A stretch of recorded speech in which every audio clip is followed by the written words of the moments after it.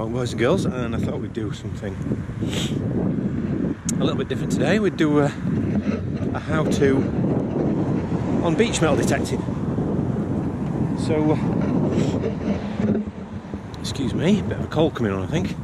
We're going to meet Simon today, and we'll have a nosy. Number one, beach metal detecting. Beach metal detecting. Rule number one, find a beach. Bit obvious, that one. Rule number two, make sure you're allowed to detect on the beach. Here in the UK, we have maps available, Crown Estate maps, which show us the beaches that we can detect and we can't detect. On a whole, most of the beaches you can detect.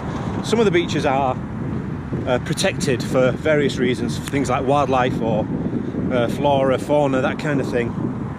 And they'll be marked on the maps. If you're unsure, then ask the local council, and they will put you right as to where you can and cannot go. So that's number two, after finding a beach, make sure that you're allowed to detect.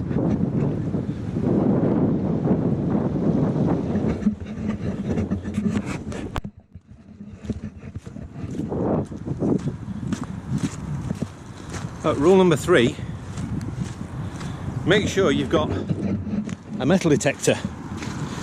These come in really handy when you want to metal detect on the beach. All jokes aside, what you need to do is you need to make sure that the metal detector that you have is suitable for beach detecting. Some are, some aren't, some are in between. I used the Viking V6. It was my first metal detector, and I found that it worked perfectly well on the beach for me. So essentially what you need to do when you get your metal detector is you need to figure out how it works on the beach, and if you need to change any settings other than your standard land detecting settings, then you need to make sure you know how those settings work. So get to know your machine and how it operates on the sand, and especially on dry sand and wet sand.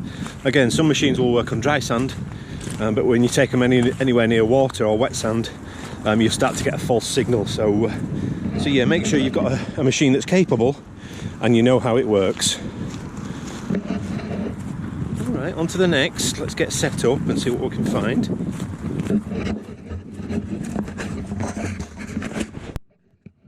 Depending on your beach, where you are as well, one of the first things you're going to find is scrap. Bits of foil, bottle tops, ring pulls, crisp packets, sweet wrappers, the works. If you find them, put them in your bag, put them in the bin. Then you won't find them again. And you're doing your part for the environment, you're cleaning it up.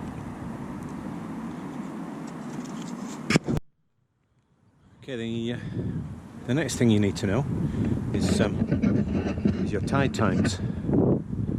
You can find these online. Usually if you Google the place that you live, or Google the beach that you're going to, and so I would normally Google Helensburgh tide times, and you'll get a whole host of websites. Choose whichever one you like the look of, and get an idea of when the tide's at its lowest, and it'll tell you how low the tide's going to be as well. Today it's 0.9 metres, which is not very low at all. You can see that's about as far as it's going today, about halfway down the pier.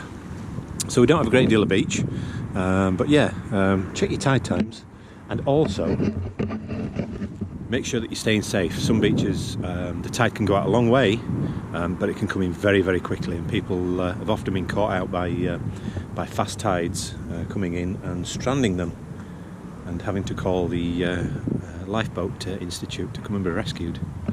So make sure you're being safe, and if you can, go with a buddy. I'm out with Simon today. He's over there metal detecting at the moment, but always make sure there's a couple of you, and of course standard safety feature is to have a mobile phone, which just about everybody does nowadays. So yeah. Alright, on we go. Well, we've got a couple of bits of rubbish now, a couple of bottle tops, but As usual, they always sound like great signals, so you have to dig them up. On we go. Oh, in fact, look, I've just seen that. Didn't even need the detector to find that one. That's a penny. That's a modern penny that's been thrown in. It's quite handy here just next to the pier, because people come along and throw coins in for whatever reasons they throw coins in. So and occasionally, if you catch them early enough, you see them sat on the surface just like that. So yeah, on we go. Another useful tip, if you're if you're down on the beach and you want to know how your detector works, generally what you tend to listen to is you listen to the signal that the detector gives you, and if you're not sure, bring a few coins down with you, a few modern coins, throw them down on the sand, and run over them with your detector and see what they sound like. But there's my next find for today. Again, another one just sitting just on the surface, and it looks like a 5p.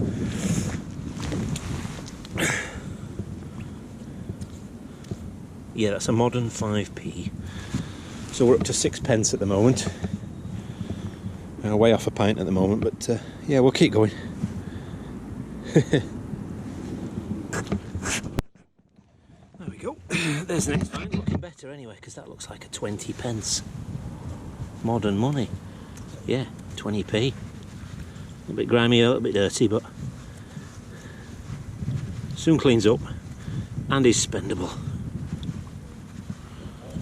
Cool.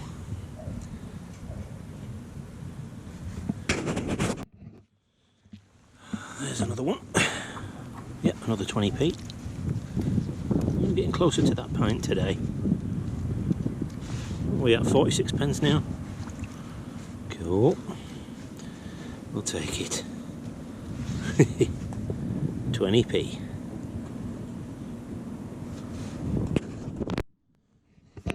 Another interesting point to note is with some coins here in the UK, some modern coins, the coin has a steel core and a copper coating, usually the 1p and 2p coins, and that's the result. Once the seawater hits it, it starts to bubble up and rust. The steel core expands and just basically it destroys the coin, so there's no value to it whatsoever, and that's the coin gone in effect. So you're going to find that kind of thing, particularly in the UK. Things like pound coins, 20p, they're made of Cupro nickel, and the pound coins made of it's like a fake gold. I'm not sure the name of the metal that they make the pound coins from, but yeah. So some of your finds are going to be completely toasted and for the bin. Oh, there we go. There's another find. What's this time? Let's see if we can... Oh! Clean this thing off. That looks like a foreign coin. Yeah, it's going to be a foreign coin. We get a lot of visitors here, a lot of tourists. That's Greenock over the water there, and they have lots of deep docks where ships, cruise liners, cruise ships, they dock over there. So we get people visiting here for a little bit of the history of Helensburgh. But yeah, that's a 5, whatever that is. Very dirty on the other side. We'll see if we can figure that out maybe when we're in the pub. Oh,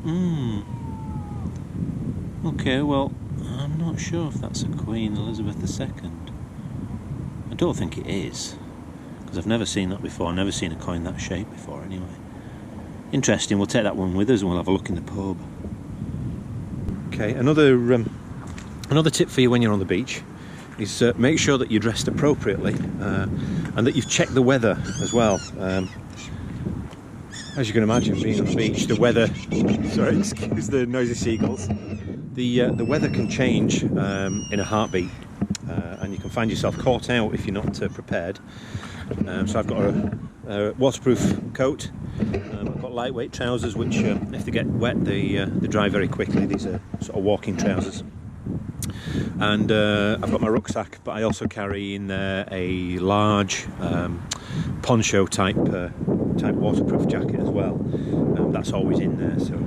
So yeah, always make sure you're dressed appropriately. Today we're supposed to be dry up until about midday. So currently it's 11:45 now. So we've got about 15 minutes supposedly before it starts raining, but we will see what happens. The tide's on its way in now, so I'm getting pushed back. I'm just at the tip of it now. Yeah, like I say, keep an eye on those tides because it's very easy to get caught out.